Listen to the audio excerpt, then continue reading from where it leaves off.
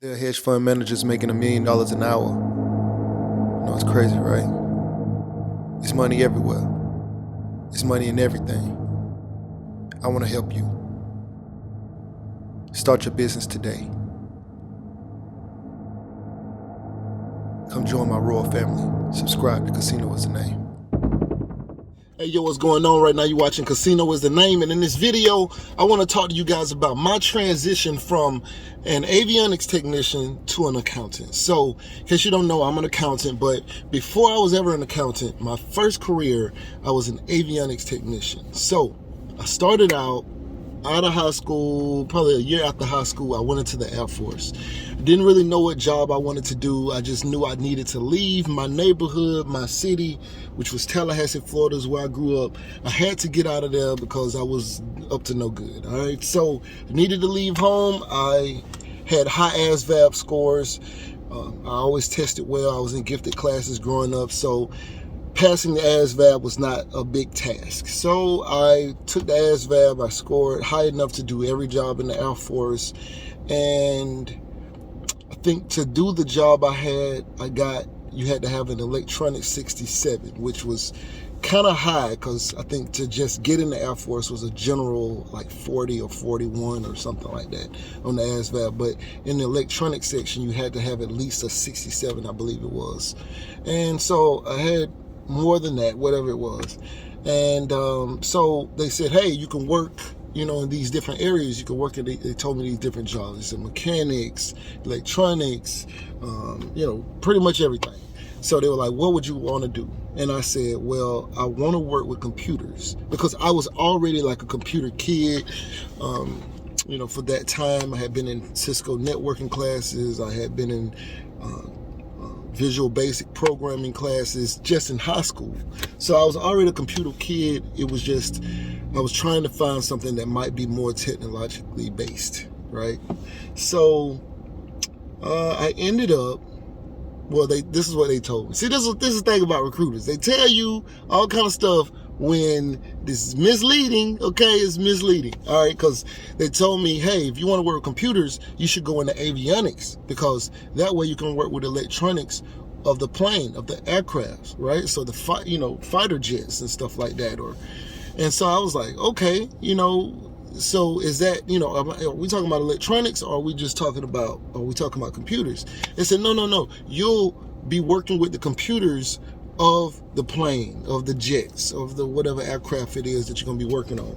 So I said, that is interesting. So I'll get to work with the planes? They was like, yeah. I was like, okay, planes is interesting.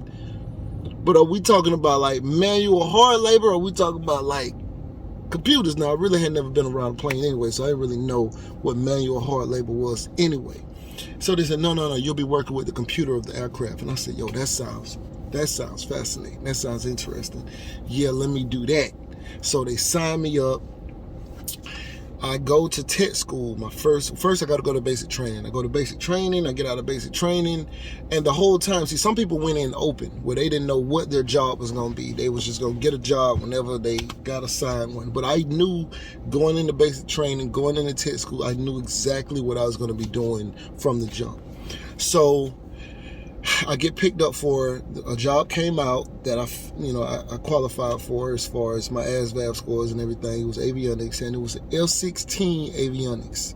So I worked on F-16s. I was going to be working on F-16 avionics when it comes to integrated avionics. So there was no shred. There's no A shred, B shred, C shred. And like A shred was like, think flight controls. B shred was like radar, and C shred was like comm nav for most other aircraft. But I was integrated avionics, so I did all of them. So you could have got a job if you was like working on like say F-15, A shred, just working with flight controls, or if you were just a radar person, if you was B shred for say some other aircraft. But me, I had to work on everything: comm nav, radar, avionics, flight controls, all of that kind of stuff. So that's what I had to do. Anyway. So I go to basic training, go through basic training, which is, of course, always a nightmare, right? right?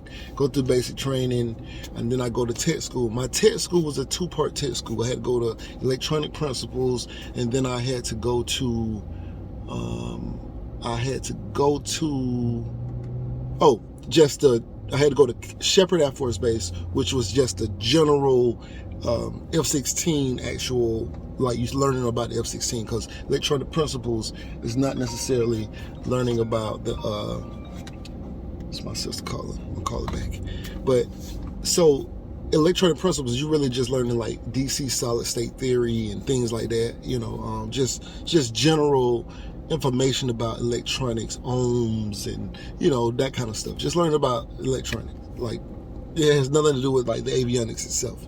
So you go from that to Shepherd Air Force Base at the time. I don't know what the process is now, but we went from Keesler Air Force Base in Mississippi, in Biloxi, Mississippi, to Shepherd Air Force Base in Wichita Falls, Texas. So we get out there to Texas, and that's when we actually get to the planes. We get in the cockpits, and we start, like working on planes, calibrating, and all kind of stuff. So we start actually working and being hands-on with the aircraft. Now, my tech school, I feel like the process was about 9 months from basic training to getting out of tech school was about 9 months. I got a lot of college credits because our whole job was to go to school every day, 8 hours a day and stuff like that. So stayed in the dorms, all that. So I go through tech school, get out of tech school, and while you're in tech school though, they'll have you like put in like where you hope you're gonna go and all of that kind of stuff. And so on my list, there were no stateside bases. My entire class, which was a small class anyway, but all the classes, all the options to go to a base were all overseas. So I ended up going to Germany. I think out of 7 of us or 6 of us, 3 of us went to Germany. 1 person went to Italy, to Aviano, and 1 person went to Alaska. Thank God I didn't do that. I didn't get that. And I can't remember what the other person went. Anyway, so that was that. And so I go to Germany, and that's when I start working as an avionics technician. And so somebody's trying to sell me incense right now. Waiting on some food. Anyway, all right. So I'm waiting on. I go to my actual base, and while I'm at my actual base, that's when first of all, when I got to tech school, I realized, this is not what I thought it was. Okay, yes, I'm working on a computer of an aircraft, but it's like a Windows DOS computer, like that you hook up, and you barely ever have to program the plane. Like, it's rare that you ever have to do that. So it wasn't really what they told me it was. It wasn't anything like what they told me it was. It was very physical, very demanding. I got hit in the head with a missile because pilot was pressing something and the plane hit me in the head, knocked me to the ground, blood was everywhere. It was crazy, okay? So it's very physically demanding. I'm pushing around heavy machinery because we have to run power to the plane, so we got to push around these -60s, hook up to the plane, run power to it. I'm putting up ECM and HCS pods and so on and so forth. I'm doing all this real physical, really, you cranking wrenches and things like that. Sorry about that. My sister just called me again on this phone this time. So, trying to call me again. I'm gonna call you back. If you ever see this video, this is what I was doing. All right. So now I'm like doing all this physical labor. Got hit in the head with a missile. Had to have surgery. I had to have hernia surgeries.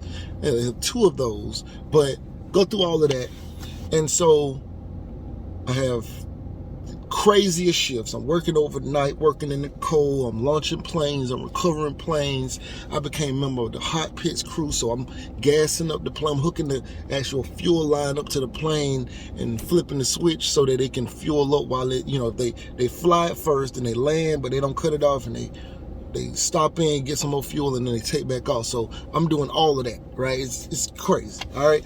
So I go from that to when I come home, I get offered a job by NASA, Lockheed Martin was offering me a signing bonus of like $5,000 for relocation expenses and all kind of stuff, and it was going to be in Atlanta. But NASA was trying to get me, hire me. This other company had an even better option for me. Can't remember what company it was, but it was going to teach me on a new plane that they was working on, and I was going to become like a technician to like teach other people or whatever. So that was a really good package, but I did not want to do any more avionics. I was scarred. I didn't ever want to ever do another avionics job again. It's my sister again. I'm gonna call her. I don't know what's going on, but I'm gonna call her immediately after this. So I go from that to I go into reserves, and while I was going to reserves, they said you could pick a new job. I pick a new job. My new job was healthcare administration. That was actually really nice. I worked as a healthcare administration person, technician for several years. I don't even remember how many years it was. I also did some security forces augmentee, and I go from that to and so for healthcare administration, I had to go back to Shepherd Air Force Base. So getting out of active duty, I was able to go retrain into a new career field, which was the healthcare administration. During that process, I became a security forces augmentee part-time for like a year or something. Then I went back to regular healthcare administration, and that was nice. I ran 2 clinics. I was over patient flow and all that kind of stuff. It's pretty cool. And so in that process, I discover accounting. And that is when I was like, okay, all right. I went to school, took a class for the first civilian school, took my first class, and it like my first 2 classes, one of my first 2 classes was like a microeconomics class, and that's where I met my professor, who was a CPA, and he had all kind of other certifications, and he was just a professor at that point, and he was like, yo, out of everybody here, you should be an accountant because you understand these principles and these numbers. You just don't know the technical terms for them, and I think you would do well. And he told me how much money was at stake in accounting. They was telling me about working for the Big Four, and you could make $400,000 a year with work as an accountant. And I was like, wait, these football player numbers right now, what we talking about? And he was like, yeah, but you don't never age out of it. Like, you could be old, you can be 70 years old still making accounting money, still working in your career field. As a matter of fact, you don't really get deeper into your career until later on in life, right? Like, unlike, say, athletes and stuff, it's like the opposite. They get the most money usually at the beginning part of their career, and then later in life, they kind of, when they 45, they not getting the kind of money they was getting when they was 21. So they usually phase out. But anyway, right now you're watching Casino Is the Name. Like, share, comment, subscribe. And this was how I transitioned. Yeah. Hey, yo, what's going on? Right now you're watching Casino Is the Name. And if you wanted to know how I started my trucking business, I have an ebook called Big Shot, Hot Shot Volume 1, Own Your Trucking Authority. It's a great book, 5-star reviews. The link will be in the description below. Go get that. Yeah. Beat me up, Scotty. Me and her together, we just counted up. Money on my mind, I can't get enough. Don't play with my money, you don't want no beef. Cause I come from the bottom, I come from the street. When she first saw me, she said, who is that? When a man saw me, he called me a threat. I'm the one that really lived with a rap. They ain't never did it, they ain't really tried.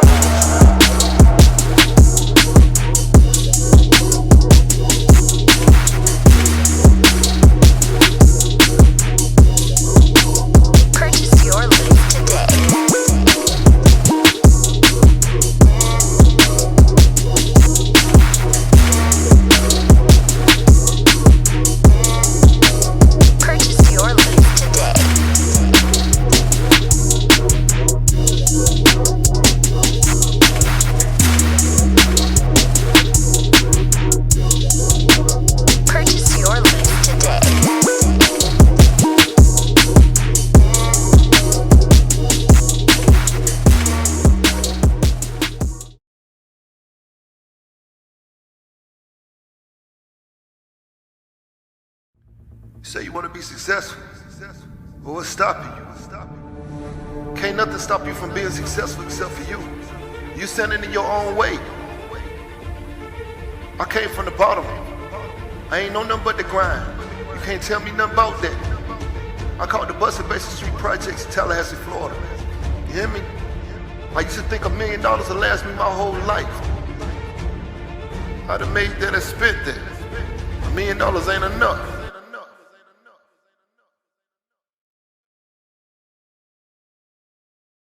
There are hedge fund managers making $1 million an hour. You know, it's crazy, right? It's money everywhere. It's money in everything. I want to help you. Start your business today. Come join my royal family. Subscribe to Casino is the name.